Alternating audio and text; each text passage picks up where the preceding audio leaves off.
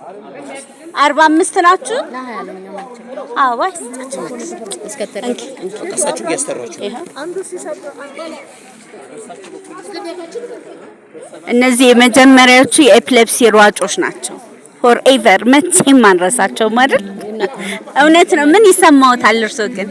እውነቴን ነው። መጀመሪያ ለዛሬ ቀን ስለደረሰ እናመሰግናለን እግዚአብሔር። እናመሰግናለን እነዚህ ልጆች ማክበረው ስለመጡ ስለተሳተፉ ይሄንን ሀሳብ ስለደገፉ ሁሉንም ሰው እናመሰግናለን። እሺ ወይዘሮ አልታየ ምን ተሰማዎት?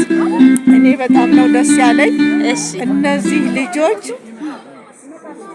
ይችን ቀን እና ጊዜ አውቀው በመምጣታቸው በጣም ደስ ብሎኛል። እንግዲህ እነዚህን ለመርዳትም ለማሳደግም የነሱ ብርታት ይጠቅማል ብዬ አስባለሁ እና ደስ ብሎኛል። እናመሰግናለን። እሺ ምን ተሰማዎት ዛሬ ባለው? እግዚአብሔርን ያ ነግሬሻለሁ። እግዚአብሔር ላይቭ እኮ ነው። ኧረ ላይቭ ነው። ኧረ ላይቭ በእውነት ፌስቡክ ላይ ላይቭ እኮ ነው። ምን አስጨነቅሽ? ሚሉ ናት። እሺ እንቆይና እኮ አይ ላይቭ እኮ ነው ሚልዬ። ምን አስጨነቀሽ? ተናገሪ። መዘጋጀት እኮ ያስፈልጋል። ይኸው እየተዘጋጀሽ እኮ ነው። አሁን ተናገሪ በቃ ምን እንደተሰማሽ። እሺ ምን ተሰማሽ? ምን እንደተሰማሽ ሩት ትገልጭልን አንዴ። ይቅርታ ምን ተሰማሽ አሁን ዛሬ? ላይቭ ነው ግን ነግሬሻለሁ። እውነቴን ነው። እውነት ሲሪየስ በጣም ደስ ብሎሻል።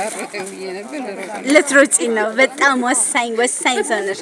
አቶ መኮንን በእርግጥ ዛሬ ምን እንደተሰማዎት ቢነግሩን። አቶ መኮንን የአዲስ አበባ ስቴዲየም ማነው የአበበ ቢቂላ ስቴዲየም ማኔጀር በጣም የተባበሩን ሰው ናቸው። እናመሰግናለን። እና ዛሬ ምን እንደተሰማዎት ይንገሩን። ሌላ ቀን በደንብ ነው ቪዲዮ የምንቀርጸው። እሺ እንግዲህ ዋናው የበጎ ስራና የበጎ ዓላማ ስለሆነ ማህበረሰቡ ከዚህ ከዓላማው አንፃር በመረዳት ዛሬ ማናችንም ጤነኛ ብንሆን ነገ ምን እክል እንደሚገጥመን አናውቅም።